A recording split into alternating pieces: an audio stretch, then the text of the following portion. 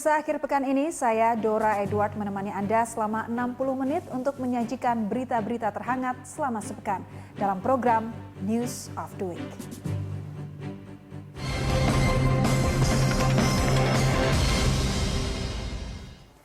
Dalam sepekan ini, redaksi News of the Week memilih berita yang menjadi perhatian utama publik sekaligus menjadi agenda setting.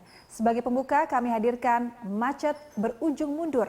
Lalu di segmen kedua, saksikan Din Minimi menyerah. Dan sebagai informasi penutup, simak semarak sambut tahun baru. Pemirsa, mari kita mulai informasi pertama. Liburan panjang sambut Natal dan Tahun Baru membuat jutaan warga Jakarta ramai-ramai pulang kampung. Kemacetan panjang pun tak terhindari dan membuat Dirjen Perhubungan Darat meletakkan jabatan karena merasa gagal mengantisipasi.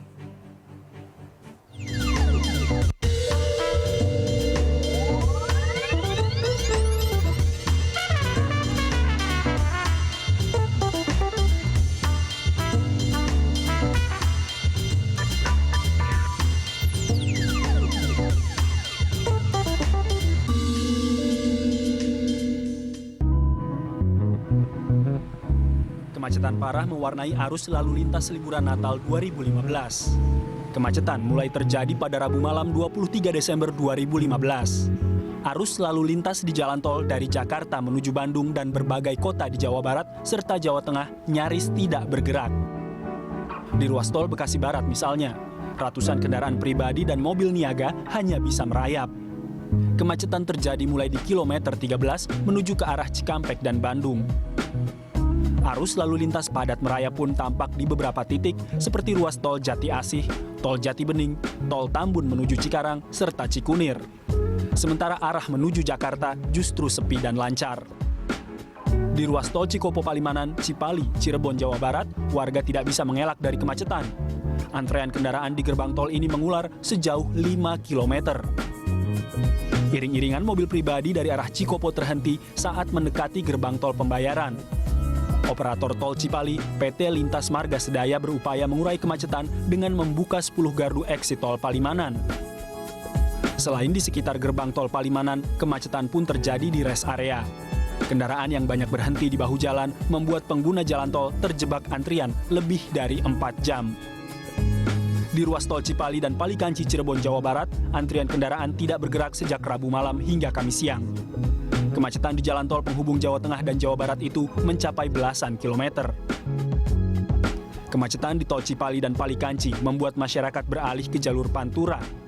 Namun sayang, kemacetan juga terjadi di jalur ini. Kendaraan mereka pun terpaksa merayap hingga Weru, Cirebon. Untuk mengurai kemacetan, PT Jasa Marga hanya membuka 1 gerbang GTO dan mengalihkan 2 GTO lainnya sebagai gardu reguler tambahan. Hal yang sama juga terjadi di Jakarta. Sejumlah ruas jalan tol ibu kota macet cukup panjang. Alhasil, warga yang berniat menghabiskan liburan Natal di luar kota harus menghabiskan waktu berjam-jam di jalan. Traffic Management Center Polda Metro Jaya mencatat ada 8 titik kemacetan yang terjadi jelang libur Natal.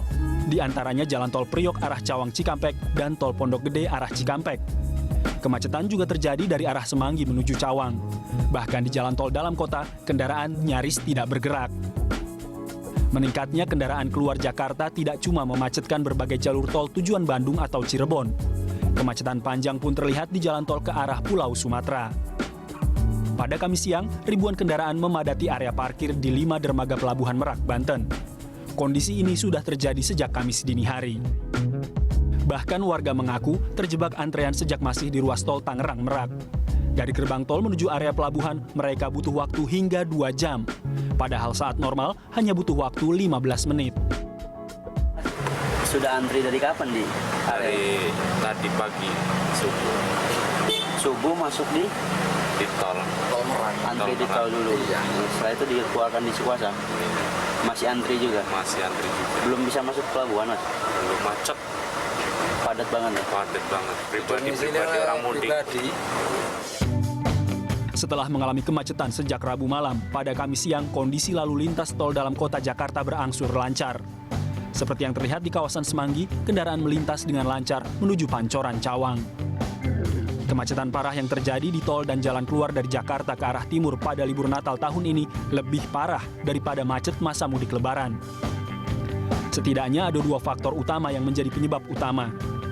Menurut Kepala Korps Lalu Lintas Polri Irjen Condro Kirono, penyebab kemacetan karena tidak difungsikannya tol darurat di beberapa tempat seperti di Brebes, Jawa Tengah. Tol tersebut sebetulnya masih dalam tahap pengerjaan, namun bisa difungsikan untuk mengurai kemacetan. Pada masa Lebaran kemarin, tol darurat di Brebes difungsikan untuk menampung arus kendaraan yang keluar dari tol Pejagan.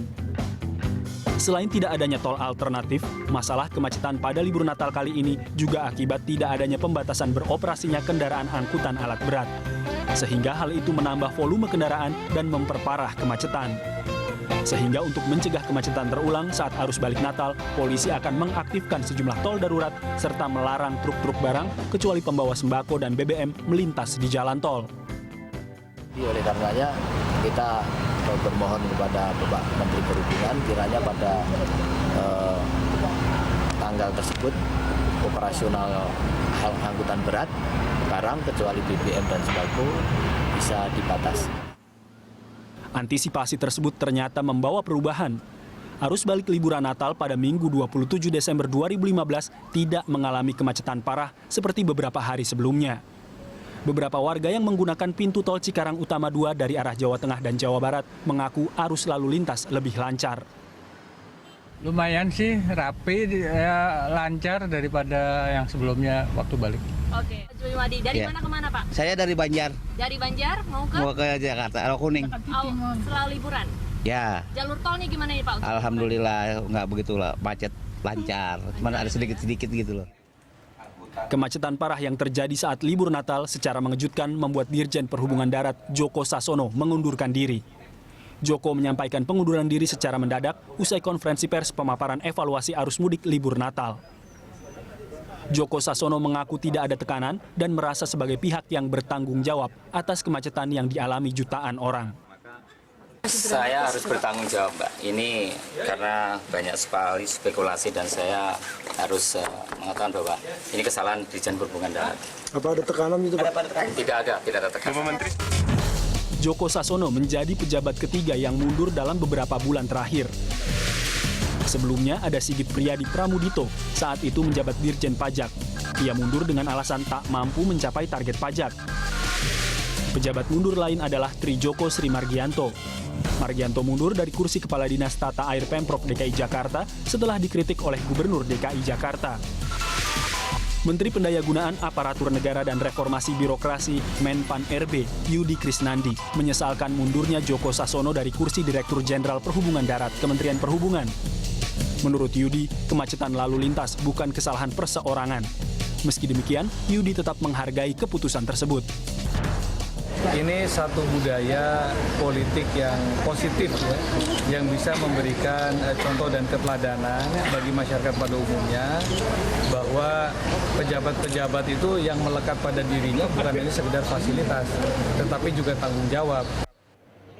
Menteri Perhubungan Ignatius Jonan menilai pengunduran diri tersebut murni keputusan pribadi karena masalah kemacetan bukan cuma menjadi tanggung jawab Kementerian Perhubungan.